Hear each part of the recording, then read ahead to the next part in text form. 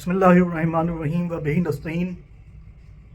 سب سے پہلے تو میں اپنے اللہ سے معافی کا طلبگار ہوں، اور ہم سب کو پروردگار عالم کی بارگاہ میں معافی مانگنا چاہیے کہ ہمارے شہر میں ایک یتیم خانہ ہے جس میں یتیم بچے رہتے ہیں اور ان کی کفالت کی جا رہی ہے، لیکن ہم سب ان کو نگلیکٹ کرتے ہیں اور وہاں جاتے نہیں ہیں۔ تو میں کسی دوسرے کو نہیں کہتا، میں خود اس کے لیے اپنے رب، اپنے پروردگار کی بارگاہ میں معافی کا طلبگار ہوں، اور دعا کرتا ہوں کہ اللہ میری اس کوتاہی اور میرے اس جرم کو معاف کر دے، اور انشاءاللہ میں کوشش کروں گا کہ میں وقتاً فوقتاً وہاں جاتا رہوں، کیونکہ یتیموں کے جو حقوق ہیں اور جو رائٹس ہیں اسلام میں، ان سے آپ سب آگاہ ہیں، اور لوگ جاتے بھی ہیں مومنین جن کو اللہ توفیق دیتا ہے۔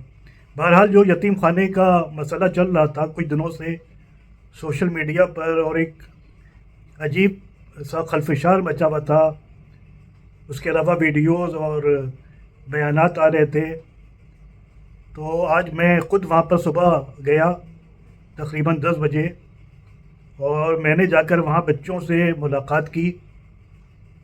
تو اس وقت وہاں پر تقریباً 27 بچے ہیں، یعنی 27 بچے ہیں کہ جو وہاں رہ رہے ہیں، اور یہ جو مسئلہ ہے کہ خالی کرنے کا جو نوٹس دیا گیا ہے، تو یہ رینیول کا مسئلہ ہے، یعنی ایک ٹیکنیکل پرابلم ہے جس کو پورا کرنا تو کسی بھی ادارے کی ذمہ داری ہے۔ تو اس میں یتیم خانے کے مینجمنٹ کی مجھے تو نہیں لگتا کہ کوئی غلطی ہے۔ پہلے کیوں رینیول نہیں کیا گیا تھا آج سے 4-5 سال پہلے، یہ مجھے نہیں معلوم، لیکن جو نارمس اور جو ریگولیشنس ہوتے ہیں خاص طور سے اس نظام میں، ان کو پورا کرنا بہت ضروری ہے، ورنہ آپ کے سامنے پرابلمس ہو سکتی ہیں۔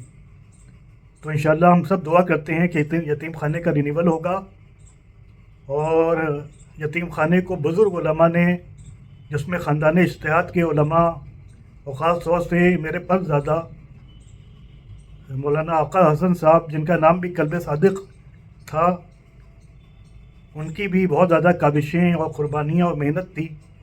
تو ہم سب اللہ کی بارگاہ میں دعا کرتے ہیں کہ رینیول ہو، اور جو 27 بچے ہیں اس سے آگے بڑھ کر 227 بچے وہاں پر داخل ہوں، ان کو اچھی سے اچھی سہولیات ملیں اور اچھی سے اچھی ان کو فیسلٹیز ملیں۔ میں نے خود بچوں سے بات کی کھانے کے بارے میں، تو الحمدللہ بچے کھانے سے بالکل مطمئن نظر آئے، اور انہوں نے کہا ان کو اچھا ناشتہ بھی ملتا ہے اور اچھا کھانا بھی ملتا ہے۔ کسی بچے نے کوئی شکایت نہیں کی کھانے کے بارے میں۔ جب میں نے ان کی اسکولنگ کے بارے میں بات کی، تعلیم کے بارے میں بات کی، تو انہوں نے بتایا کہ ان کو کسی دوسرے اسکول میں بھیجا جاتا ہے جس کی پوری فیس جو ہے وہ شیعہ یتیم خانہ مینجمنٹ دیتا ہے۔ تو یہ تو پازیٹیو باتیں تھیں کہ جو قابل تحسین ہے، لیکن میں نے خود کچھ ایسی باتیں دیکھیں کہ جن میں سدھار کی بہت زیادہ ضرورت ہے۔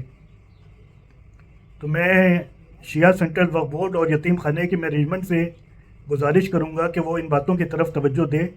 پہلی بات یہ ہے کہ یتیم خانے کے کیمپس میں صفائی بہت خراب تھی، یعنی جو صفائی ہونا چاہیے تھی وہ ہم کو نظر نہیں آئی۔